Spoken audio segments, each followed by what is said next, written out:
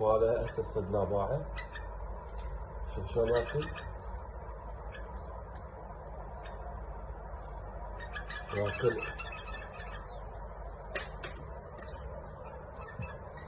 بعد ما طلع من القفص يصطاد.